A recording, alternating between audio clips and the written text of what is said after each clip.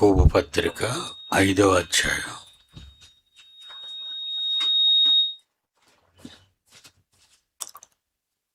చివరి 2 వచనాలు. 19వ వచనం, 20వ వచనం.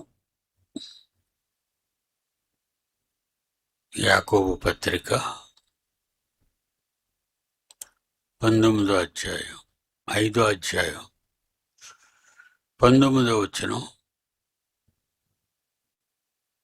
20వ వచనం.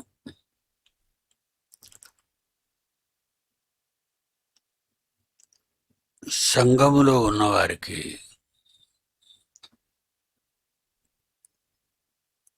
సంఘంలో ఉన్న వారిని ఉద్దేశించి అపోస్తలుడైన యాకోబు చివరిగా తన పత్రికలో ఈ మాటను రాస్తున్నారు.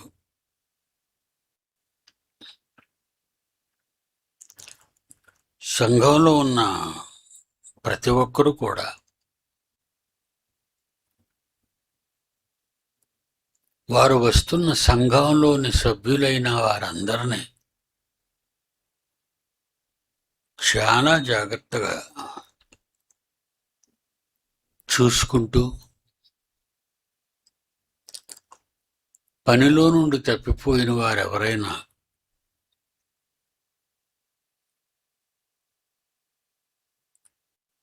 రాకపోయినా సంఘంలో ఉన్న ప్రతి ఒక్కరి మీద ఆ బాధ్యత ఉంది సుమా. కేవలం వాక్యాలు చెప్పే బోధకులు కానీ, వాక్యాలు చెప్పే లెక్చరర్స్ కానీ ప్రతి ఒక్కరూ కూడా వాళ్ళతో పాటు వస్తూ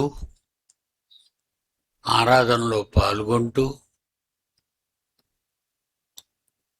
దేవుని నామ సంకీర్తన చేస్తూ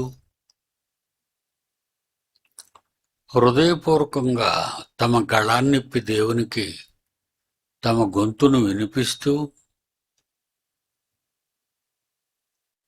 ఒకరినొకరు కాపాడుకోవాలి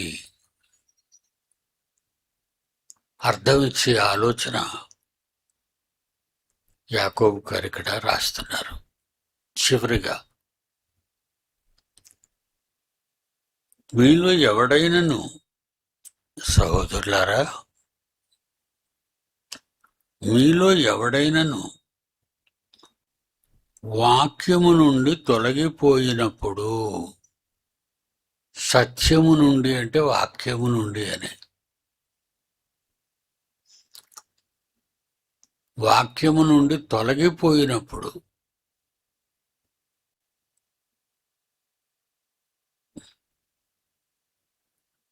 బైబిల్ నుండి తప్పిపోయినప్పుడు మరి ఒకడు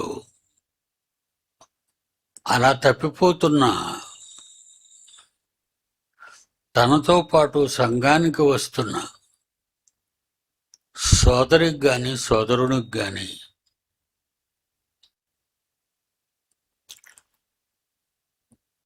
అతనిని సత్యమునకు మళ్లించిన ఎడల,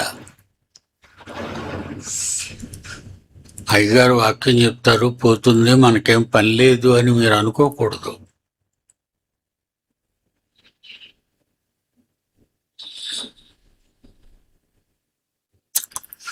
వేణు వాక్యం చెప్తున్నాడు అయిపోయింది మనకు పని లేదు అని మీరు అనుకోకూడదు.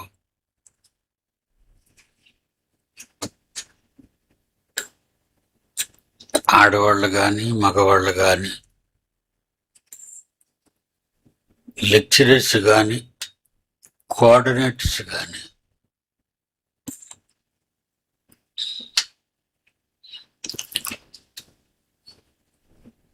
డిగ్రీలు పూర్తి చేసిన వారు ఎవరైనా వాళ్ళు నేర్చుకున్న జ్ఞానాన్ని తప్పిపోతున్న వారికి జ్ఞాపకం చేస్తూ జారిపోతున్న వారిని పట్టుకుంటూ వాళ్ళని నిత్య జీవంలోకి లాగాలి. ఎందుకంటే ఈరోజు సాతాను బాగా నేర్చుకున్న వారిని ఎవరిని మృంగుదునా అని వెతుకుతుందట. ఎక్కడున్నారు, ఇలాంటి వాళ్ళు ఎక్కడున్నారని వెతుకుచ్చు తిరుగుచున్నారు.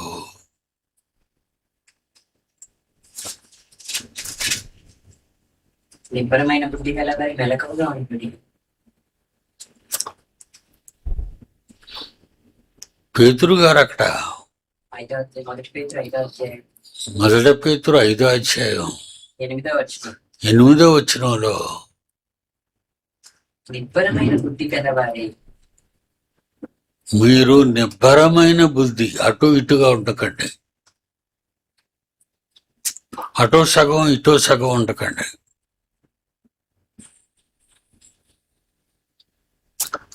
నిబ్బరమైన బుద్ధి గలవారే, మెలకువగా ఉండి, మీరు సెన్సిటివ్గా ఉండాలి, మెలకువగా ఉండాలి. మీ విరోధి అయిన అపవాది, ఎందుకు మీరు మెలకువగా ఉండాలి అంటే, గర్జించు సింహము వలె, మీ విరోధి అయినటువంటి దుష్టుడు, అపవాది గర్జించు సింహము వలె ఎవరిని బృంగుదునా అని వెదకుచూ తిరుగుచున్నాడు.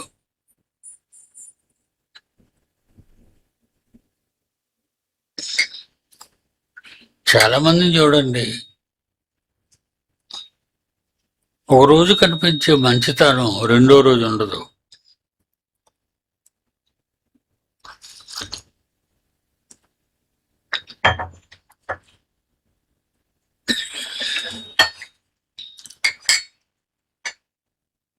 ఈ రోజు నేర్చుకున్న వాక్యం ఇంటికి వెళ్ళగానే మర్చిపోతాం.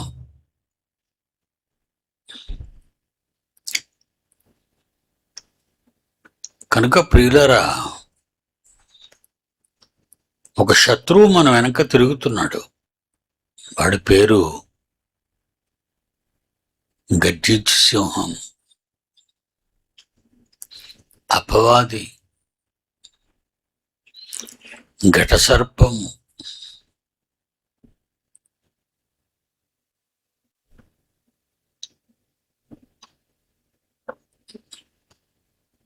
మనలో ఎవరిని చంపేద్దాం, మనలో ఎవరిని దేవునికి దూరంగా చేద్దాం, ఏ ఆలోచనలు పడుకుంటాయి.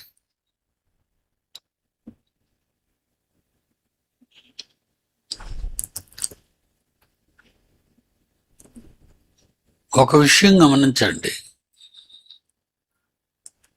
మనమంతా దేవుని సంఘంగా కూడుకున్నాం, మన దగ్గరికి సాతాన్ రాదు అని అనుకుంటే పొరపాటు.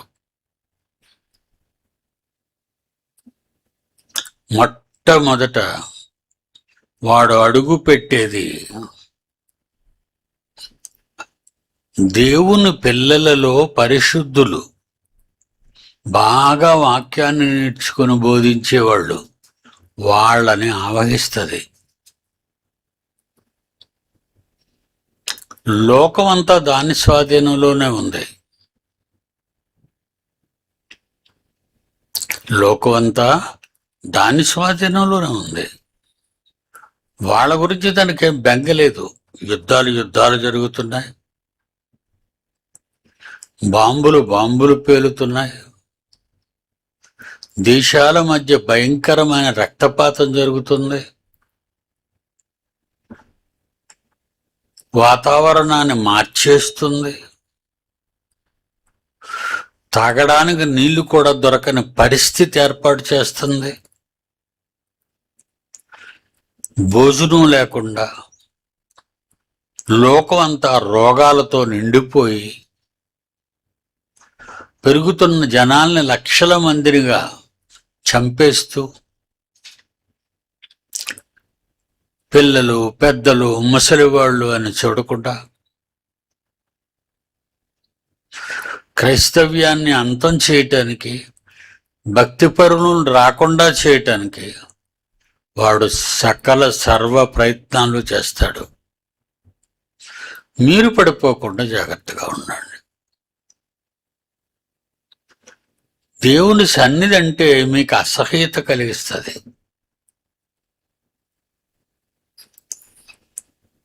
మన గురించి అన్ని చెప్పేస్తున్నారు అని అనిపిస్తుంది. పాఠాలు రాని పిల్లలే బడికి వేస్తారు తల్లిదండ్రులు. పాఠాలు రాని పిల్లలనే బడులకు పంపుతారు నేర్చుకోమని.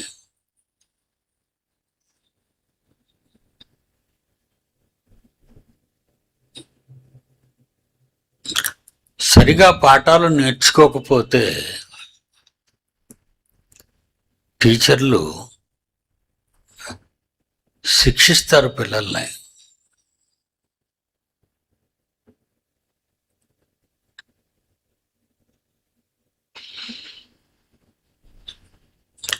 మా పిల్లలు ఎందుకు శిక్షించారు అని మీరు స్కూల్కి అడగడానికి వెళ్ళకూడదు. మా పిల్లల్ని ఎందుకు మీరు శిక్షిస్తున్నారు అని టీచర్స్ని అడగడానికి మీరు వెళ్ళకూడదు. మా పిల్లలకు పాఠాలు సరిగా రావటం లేదు, ఎందుకు రావటం లేదండి అని కొంచెం దయచేసి శ్రద్ధ చూపించండి అని బ్రతిమలాడుతారు టీచర్స్ని. అలాగే 66 పుస్తకాలు రాసినటువంటి వ్యక్తులు మండలిని ఖండిస్తారు, బంధిస్తారు,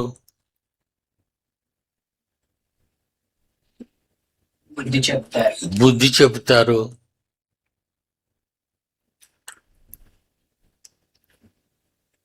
టీచరు పాఠాలను విన్న పిల్లలు ఎంత వినయ విధేయతలతో ఉంటారో అలాగే సంఘంలో ఉన్న ప్రతి ఒక్కరూ కూడా చెప్పబడిన దేవుని వాక్యాలని నమ్మి భయభక్తులు కలిగి పాషాణంగా మారిన మీ హృదయాలు మొద్దుబారకుండా చెప్పబడుతున్న వాక్యాన్ని ఎప్పటికప్పుడు జీర్ణించుకొని మారటానికి ప్రయత్నించండి, తిరుగుబాటు చేయటానికి కాదు. వాళ్ళని తిరుగుబాటు చేయడానికి కాదు.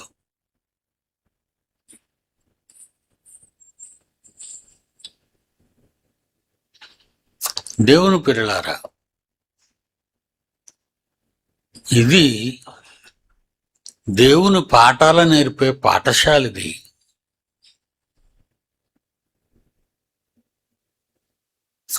జపాలు, మంత్రాలు, సాష్టాంగపడడాలు, దేవాలయం చుట్టూ పడుకొని తిరగటాలు, అలాంటి ఆచారాలు ఇక్కడ లేవు. పిల్లలు బడికి వెళ్ళేది కుర్చీల మీద కూర్చొని పాఠాలు నేర్చుకోవటానికి. సంఘానికి మీరంతా వచ్చేది పాఠాలు నేర్చుకోవటానికి, ప్రార్థన నేర్చుకోవటానికి కాదు. అవి తరగతులు. ఇలా నేర్చుకున్న పాఠాలన్నిటినీ జీర్ణించుకొని మీకు మీరుగా చెప్పే స్థితికి వచ్చి ప్రావీణ్యతను సంపాదించుకున్న తర్వాత మిమ్మల్ని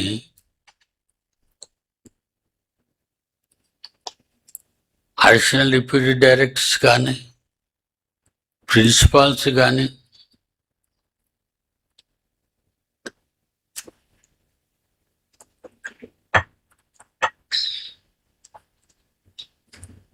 టీచర్స్ కానీ కోఆర్డినేటర్స్ కానీ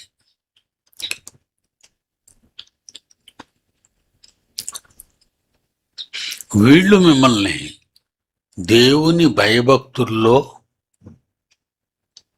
ఉంచుతూ మీ బ్రతుకు కాలం అంతా మరణించినంత వరకు మీరు వస్తే మీకు పాఠాలు నేర్పేవాళ్లే తప్ప ఏదో మీ మీద పెత్తనాలు చేసి మీ చేత పనులు చేయించుకొని చేసేవాళ్ళు కారు.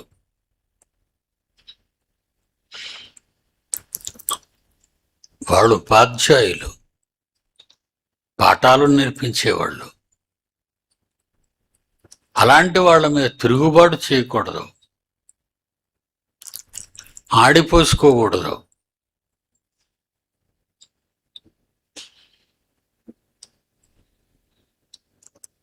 మా సొంత పనులు చేసుకోనివ్వరు అనే తప్పుడు భాషలు మాట్లాడకూడదు. అసలు మీరు వచ్చిందే మీ సొంత పనులు చేసుకోవడానికి రాలేదు. అది తెలియటం లేదు, గ్రహించటం లేదు. బుద్ధిహీనులు దాన్ని గ్రహించుకోవటం లేదు. మీ పనులు చేయించుకోవటానికి కాదు ఇక్కడికి వచ్చింది, దేవుని పనులు చేయటానికి. మీరు పుట్టింది దేవుని పనులు చేయటానికి, మీరు పెరుగుతున్నది దేవుని పనులు చేయటానికి. భూలోకానికి వచ్చిన ప్రతి ఒక్కరూ దేవుని కొరకు బ్రతకటానికే దేవుడు వారికి జన్మనిచ్చాడే తప్ప పుట్టాను, పెరిగాను, తిన్నాను, చేస్తాను అది పద్ధతి కాదు. ఖచ్చితంగా ఈ విషయాన్ని పాటించాలి మీరు. మిగిలిన సంఘాల్లో వాళ్ళెవరో దేవుని పనులు చేయండి, మీరందరూ దేవుని పిల్లలారా, దేవుని కొరకే పుట్టారు అని ఎవ్వరూ చెప్పరు. అలాంటి సంఘాలకు మీరు వెళ్ళిపోవచ్చు. వండుకుందాం, తిందాం, తిరుగుదాం.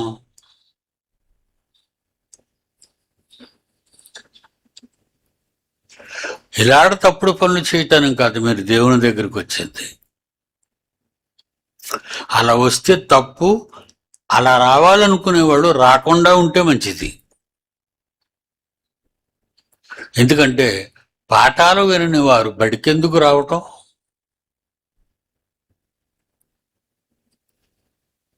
పాఠాలు రానివారు బడికెందుకు రావటం?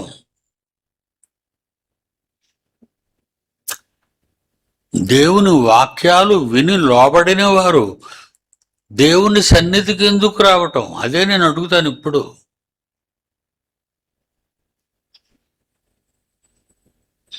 మా వాడు రోజుకు వచ్చేస్తున్నాడండి, వాడికి ఏంటండి మార్కులు తక్కువ వస్తున్నాయి అని తల్లిదండ్రులు వెళ్ళి అడగడానికి స్కూల్కి వెళ్తే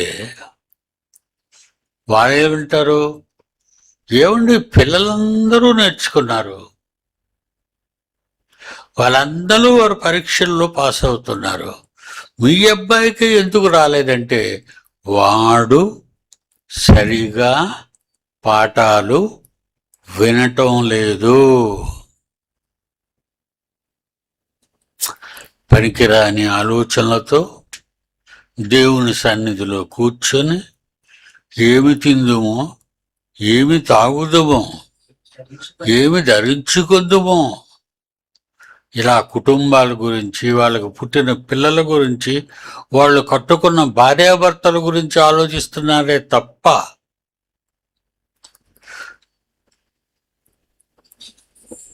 నేను దేవుని కొరకు పుట్టాను, దేవుని కొరకు పనిచేస్తాను. చాలామంది ఒక విచారకరమైనటువంటి మాట మాట్లాడడం విన్నానండి. నిజంగా చాలా బాధపడుతున్నాను గురించి. ఎప్పుడు దేవుడైనా మీకు, ఎప్పుడు మీకు దేవుడైనా, మేము అవసరం లేదా? మా పనులు చేయరా?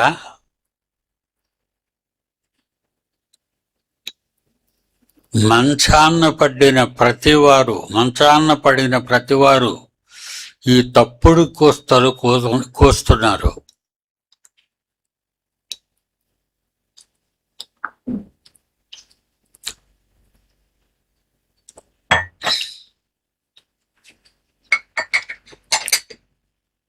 వద్దు,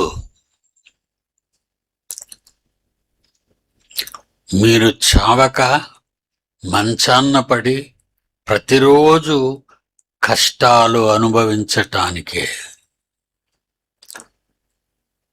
మీరు మంచాన్న పడి, అలాగన్నవాళ్ళు, మీరు మంచాన్న పడి బ్రతికినంత కాలం నానా బాధలు శరీరంలో అనుభవిస్తూ సరి అయిన తిండి తినకూడదు.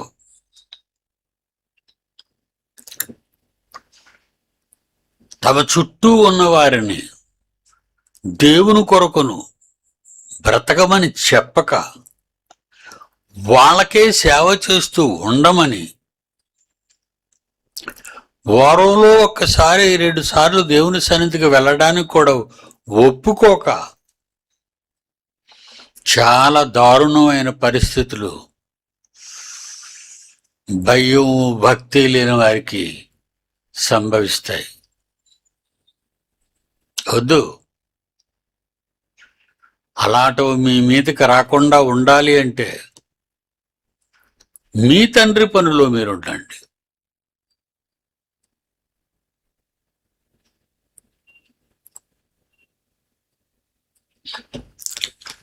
అందుకే యాకోబు గారు అంటున్నారు, 5వ అధ్యాయం 19-20 చివరి 2 వచనాలు, సహోదరులారా, మీలో ఎవడైనను సత్యము నుండి తొలగిపోయినప్పుడు, అంటే బైబిల్ నుండి, వాక్యము నుండి, మీలో ఎవడైనను సత్యము నుండి తొలగిపోయినప్పుడు మరి ఒకడు ఆ తొలగిపోయిన వానిని సత్యమునకు మళ్లించిన యెడల, మళ్ళా వాక్యం నమ్మేటట్టుగా మీరు అతనికి బోధించగలిగితే, మరణము నుండి ఒక ఆత్మను రక్షించి మరణము నుండి నిత్యాగ్ని దండన, అది మరణం, ఇక్కడ చావడం కాదు, మట్టిలో పాతటం కాదు,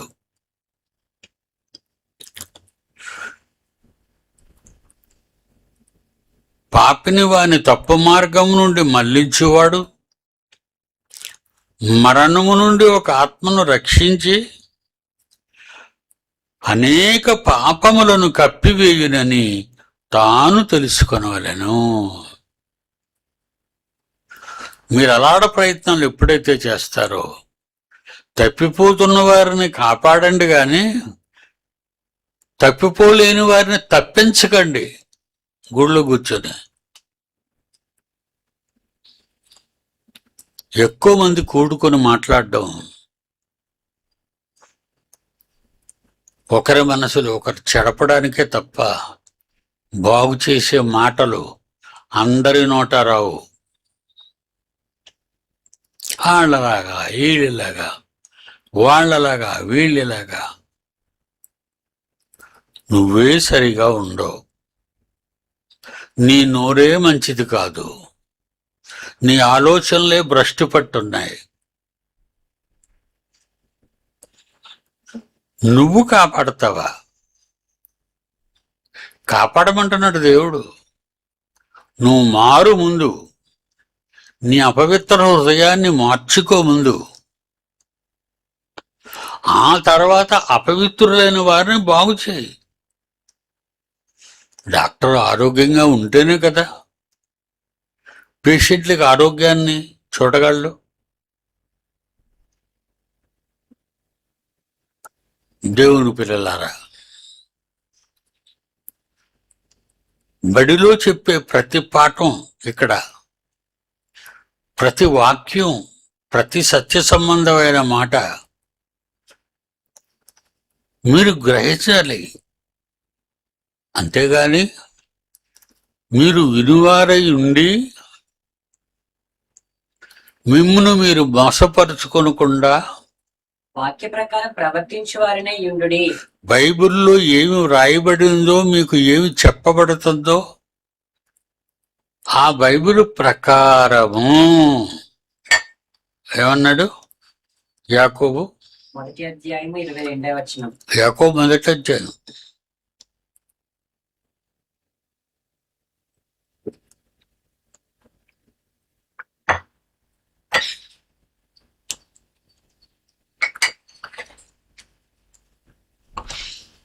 మొదటి అధ్యాయం యాకోబు 22వ వచనం. 22వ వచనం. మీరు వినువారు మాత్రమై ఉండి మీరు వినేసి వదిలేసే వాళ్ళ ఉండకండి. మిమ్మును మీరు మోసపుచ్చుకొనకుండా. చాలా మంది విని మోసపరుచుకుంటారట. దేనికి? అదిగో మమ్మల్ని అనేశారు, అదిగో మమ్మల్ని టార్గెట్ చేశారు, అదిగో మమ్మల్ని పంపి. ఆ దుష్టాభిప్రాయాలు మీలో నుండి పోవా?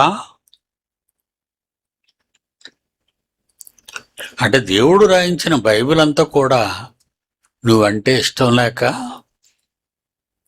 దేవుడు దుష్టుడైపోయి మీ మీద కత్తిగట్టి మిమ్మల్ని అనాలని అంటున్నాడా? సిగ్గుమలిన వాళ్ళండి అలా మాట్లాడుతున్న వాళ్ళు, బొత్తిగా చెడిపోయిన వాళ్ళు.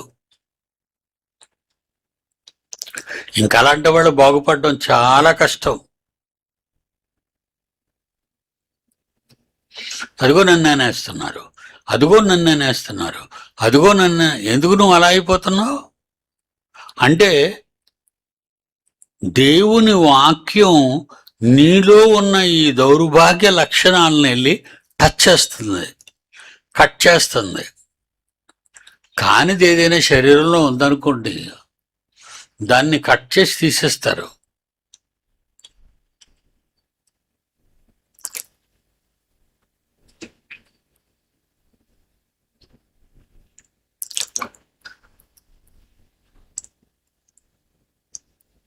కిడ్నీల చుట్టూ రాళ్ళు ఫ్రేమ్ అవుతాయి, రాళ్ళు చేరుతుంటాయి. రాళ్ళు అంటే బండరాళ్ళు, రోడ్డు మీద కనబడే రాళ్ళు కాదు. మీరు తినే తిండిలో, మీరు తినే తిండి రాక్షస తిండి తింటారు కదా.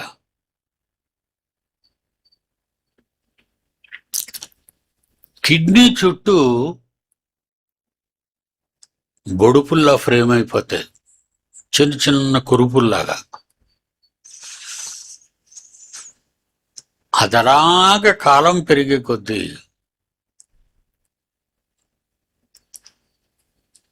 శరీరం మీద కణుతులు వస్తాయి, చూసారా? కణుతులు అంటారు. అలాగా చిన్న చిన్న చిన్న చిన్న చిన్న చిన్న చిన్న రాళ్ళలో ఫ్రేమ్ అవుతుంటాయి.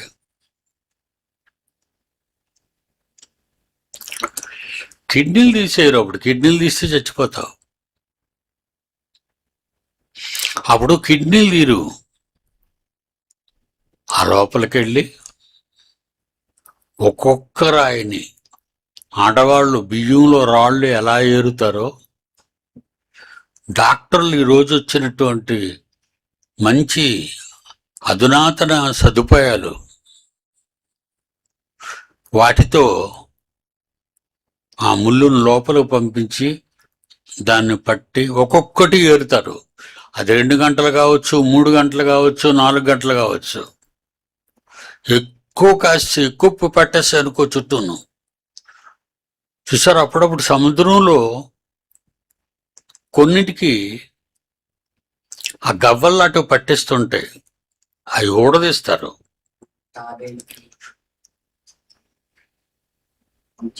అంటుపోయేవి పట్టేసేదాన్ని. అలా పెరిగిపోతున్నాయి దాని మీద. మనలో కూడా ఇలాంటివి పెరిగిపోతుంటాయి కిడ్నీస్లో, అవి తీస్తారు. ఎక్కువ మాంసాలు తిన్న వారికి ఈ జబ్బు వస్తుంది. మీరు జాగ్రత్త పడండి. ఆదివారం మాంసం తిందాం, బుధవారం మాంసం తిందాం. మాసం మాసం మాసం అంటే అంత మోసం. బెత్తుడు నాలిక రుచి కోసం ఎంతసేపు అండి నాలిక మీద మాంసం మొక్క పెట్టుకుంటారో, చాక్లెట్ల బొగ్గలో పెట్టుకుని ఉంటారా?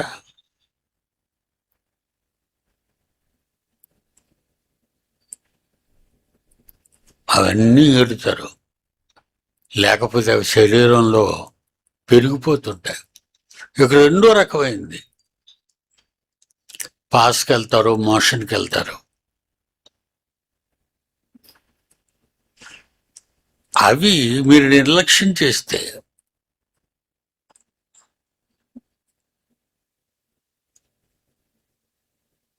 ప్రోస్టేట్ క్యాన్సర్ అనే ప్రాబ్లం ప్రారంభమవుతుంది. ఎక్కువ మగాళ్ళకి ఇది, ఆడవాళ్ళకి తక్కువ.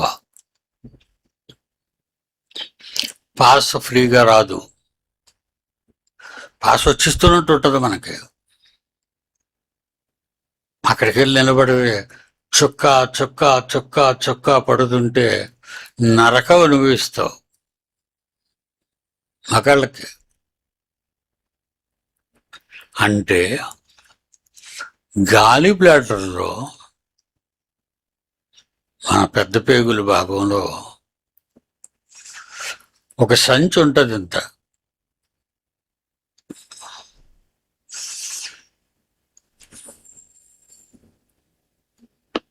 ఆ గాలి బ్లాడర్లో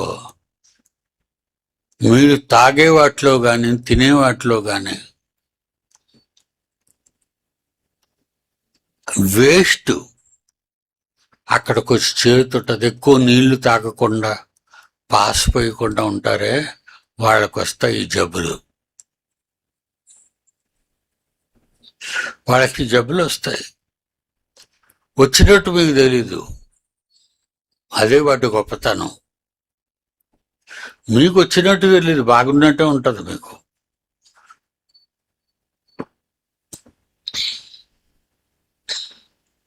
అప్పుడు వీలైతే ఆ రాయిని తీసేస్తారు. లోపల ఫామ్ అయిపోయిన చెత్త అంతా ఒక దగ్గర గట్టిగా సింక్ అయిపోద్ది. అది జాగ్రత్తగా కట్ చేసి ఆ గాలి బ్లాడర్లో నుంచి దాన్ని బయటకు తీస్తారు. ఆపరేషన్ అయిన తర్వాత చిన్న గిన్నెలో వేసి మీ లోపల ఉన్నటువంటి ఈ దరిద్రాన్ని చూపిస్తారు. ఇదేనమ్మా తీసాం మీకని. అప్పుడు భయపడిపోతారు, బాబు ఇది నా లోపల ఉందా. అందుకే నేను పాస్కి ఇబ్బంది పెట్టింది.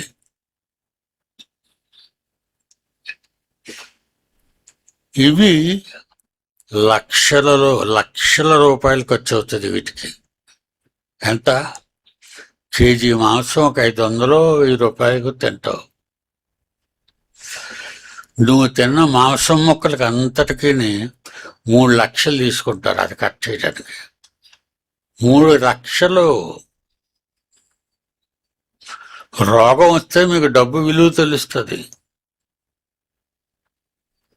డాక్టర్కి వెళ్ళగానే 5 రూపాయలకి చూసి ఏదో సూది మంది వేసి ట్యాబ్లెట్ ఇచ్చి పంపించాడు. హాస్పిటల్లో ఉండాలమ్మనేవాడు, ఒక రోజుకి 5,000. సాదా గవర్నమెంట్ హాస్పిటల్కి వెళ్తే ఎక్కడ పడితే అక్కడ కోసేస్తారు. వాళ్ళకి సరిగా రాదు వైద్యం. ఎందుకంటే లెర్నింగ్ కదా, నేర్చుకుంటున్నారు, చదువుతున్నారు. ఆ చేత ఏం చేస్తారు పెద్ద డాక్టర్లు, ఒళ్ళు బద్దకస్తులు. ఆడు ఒకటికి పోయి ఒకటి కోసేస్తాడు. ఆపరేషన్ అయిపోతే కత్తులు వదిలేస్తాడు, లోపల కుట్టేస్తాడు. ఇలాంటి రోగాలకి నువ్వు ఎక్కడికి వెళ్ళాలో తెలుసా? రోడ్డు పక్కన దుకాణాల్లో ఉన్న డాక్టర్ల దగ్గరికి వెళ్ళకూడదు. Super speciality hospitals. డబ్బు లేకుండా ఎవడో చూడ్డు, అంతా డబ్బు. దేవుని పిల్లలారా, బైబిల్ అలాంటిది, మీ మేలు కోరుతుంది. జాగ్రత్తగా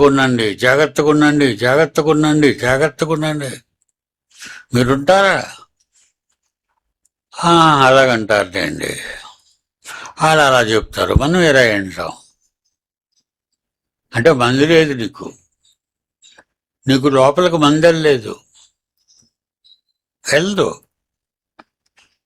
ఎప్పుడు తెలుస్తుంది? అది ముదిరిపోయి చిన్న నొప్పిగా ప్రారంభించి తర్వాత రాత్రంతా నిద్ర లేకుండా ఉంచుతుంది. ఏమంటే నాకు ఈ రోగం వచ్చిన కానించి చాలా రోజులు నిద్రపోలేదండి అంటే రాత్రి పగల అనకుండా టైము రైము లేకుండా 12 అయితే 12, 1 గంట అయితే 1 గంట, 2 అయితే 2 తెచ్చుకొని వండుకొని తినేయటం కాదు, ఎప్పుడు తినాలో అప్పుడే తినాలి.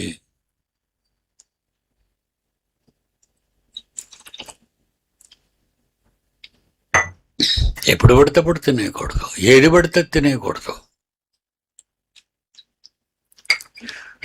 బైబిల్ కూడా అంతే. ఎప్పుడు చెప్పరు కదా మీకు, సోమవారం లేదు, మంగళవారం లేదు, బుధవారం లేదు. ఎవరో పాపం భక్తులు మా అయితే 10 మంది లక్షవారం ప్రార్థనకు వస్తారు. ఎవరో 4-5 మగపిల్లలు శుక్రవారం వాళ్ళు యూత్ మీటింగ్ అని వస్తారు. శనివారం ఒక 30-40 మంది ఆడవాళ్ళు స్త్రీల సమావేశానికి వస్తారు. మిగతా టైంలో ఖాళీ.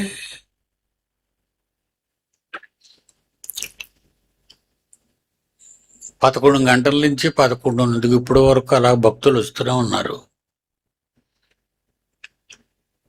వదిలేస్తాం, టైం అయిపోయింది కదా, ఇంకా వదిలేస్తాం. ఇక వెళ్ళిపోవడానికి అలా స్పీడ్ చూడాలా. గేట్ దగ్గర సినిమా హాల్ టికెట్లలాగా ఎంత బేగానే రోడ్డు మీద పడిపోవాలి. ఎంత ట్రస్ట్ ఇంటి మీద. మీ ఇల్లు ఇది, దేవుని ఇల్లు అంటే దేవుని ఇల్లు వదిలేసి పారిపోవాలి మీ ఇంటికి. అందుకే దేవుడు క్షణాల మీద నరకకుండానికి తీసుకెళ్తాడు. ఇలా తొందరపడే వాళ్ళందరినీ కూడా అదొక్కటి చదివేనాన్ని ముగించుకుందాం. క్షణం పాతాళానికి మరణించిన మరుక్షణం వెంటనే వెళ్ళిపోతారట నరకానికి. యోబు గ్రంథం 21 యోబు గ్రంథం 21 13వ వచనం. 13. యోబు గ్రంథం 21 13వ వచనం. యోబు గ్రంథం 21 అధ్యాయం 13వ వచనం. వారు శ్రేయస్సు కలిగి, భూమి మీద మాత్రం అమ్మ గొప్ప శ్రేయస్సము, గొప్ప జాగ్రత్త. బైబిల్లో భూమి మీద గొప్ప జాగ్రత్త అట. వారు భూమి మీద శ్రేయస్సు కలిగి తమ దినములు గడుపుదురు. అది తమ దినాలు గడుస్తాయి, తమ కాలం చెల్లిపోతుంటుంది, తమ కాలం నడుస్తుంది, జారిపోతుంది. భూమి మీద వారు శ్రేయస్సు కలిగి తమ దినములు గడుపుదురు. ఓ నా లైఫ్ అండ్ లైఫ్, దేవుడు నాకు మంచి లైఫ్ ఇచ్చాడు. ఇదొక మాయ మాట ఏంటి? భూమి మీద నువ్వు చెడిపోవడానికి దేవుడు మంచి టైం ఇచ్చాడా నీకు? భూమి మీద శ్రేయస్సు కలిగి తమ దినములు గడుపుదురు. క్షణములోనే ఒకే ఒక్క క్షణం గుండె టాప్ అని ఆగుతుంది. కొట్టుకుంటుంది కదా, పుట్టినప్పటి నుంచి కొట్టుకుంటుంది. Laptop laptop laptop. Doctor గారు ఎందుకు పట్టుకుంటాడు? గుండు కొట్టుకుంటుందో లేదో చూడాలని. డాక్టర్ చెతస్కోప్ ఇక్కడ ఎందుకు పెడతాడు? గుండె ఉంది ఇక్కడ పెడతాడు. క్లబ్ టప్ క్లబ్ టప్. పాపం 75 ఏళ్ళు దాటిపోయి పాప శ్రీనివాసరావు గారికి నిన్న మొన్న తీసుకొచ్చారు హాస్పిటల్ నుంచి. అతను గుండెకి ఏం జబ్బు వచ్చింది? స్పీడ్గా కొట్టుకోవడం మానేసింది. కొట్టుకొని ఇప్పుడు మన గడియారాలు ఉంటాయండి, ఆ బ్యాటరీ ఛార్జ్ ఉన్నంత వరకే క్లక్ క్లక్ క్లక్ అంటుంటుంది. ఛార్జింగ్ అయిపోయింది అనుకోండి, ఆగిపోద్ది. మళ్ళా దాన్ని ఓపెన్ చేసి మళ్ళా బ్యాటరీ వేసి అప్పుడు మళ్ళా పెట్టాలి. గుండె ఆయనకి స్లో అయిపోయింది. అంటే అలాగ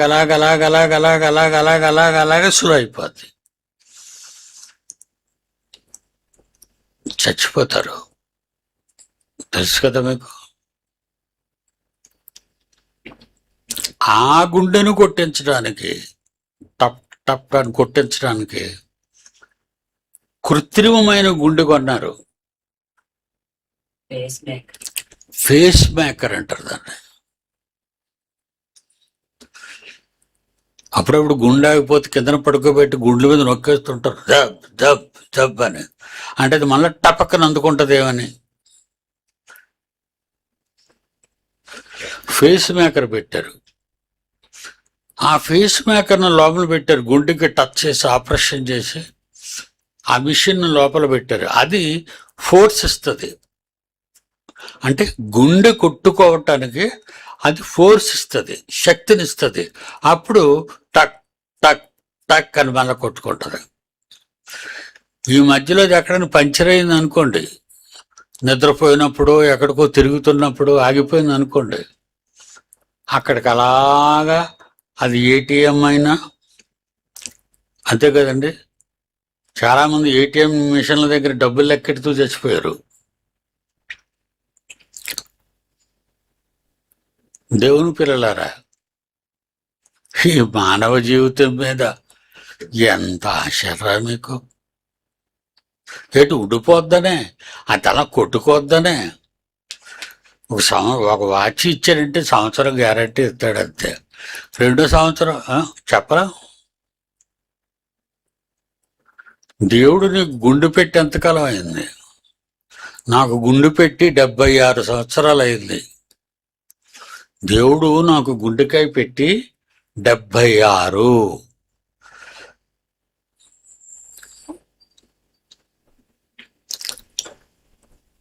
ఆయన దయ వల్ల గుండె స్లో అవ్వలేదు, గుండెకి సమస్య రాలేదు.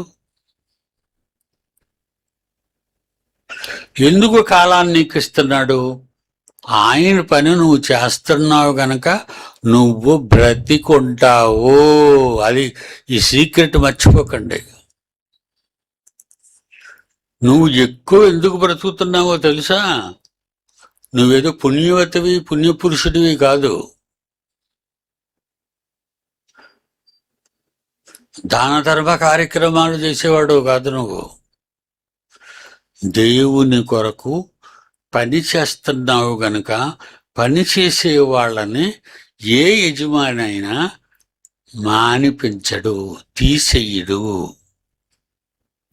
అందుకే మధ్యలోను సంఘంలో పని చెయ్యటానికి వెళ్ళి మేము ఇక పని చెయ్యు అని అలసిపోయిన వాళ్ళు చాలామంది ఒడ్డుకెళ్ళిపోయారు. అప్పుడు వాళ్ళని ఏం చేస్తున్నాను, మీరు కిందులోకి దిక్కండి, బయట అలా తిరగండి అన్నాను.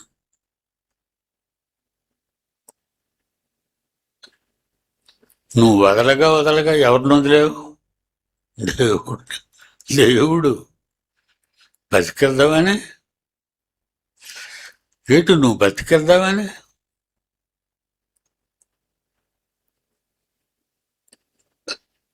ఒక కండిషన్ మర్చిపోకండి.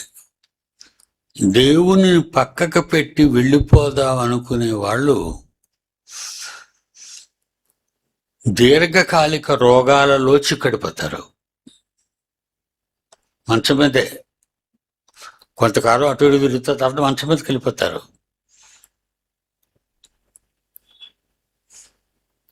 ఇది పెట్టేవాళ్ళు ఉండాలి, లేకపోతే వాళ్ళకి భోజనం ఉండదు. ఎక్కడికి తీసుకెళ్లే వాళ్ళు ఉండాలి, లేకపోతే వాళ్ళు బయటకు పోదు. ఎక్కడికి తీసుకెళ్ళి కడిగే వాళ్ళు ఉండాలి. అది ఎంత బాధాకరమైన జీవితం అండి. అది ఎంత బాధాకరమైన జీవితం. పనికి రాని వాళ్ళంతా అలాగే పనికి రాకుండానే పోతారు. ఎప్పుడు దేవుని పనిలో ఉన్నారనుకుంటే పనిచేది పర్వాలేదు, పనికొస్తున్నాడు. పర్వాలేదు, చదువుకొని బడికి వెళ్తున్నాడు. మనుషులు ఎలా నిర్ణయిస్తారో దేవుడు కూడా అదే నిర్ణయిస్తాడు.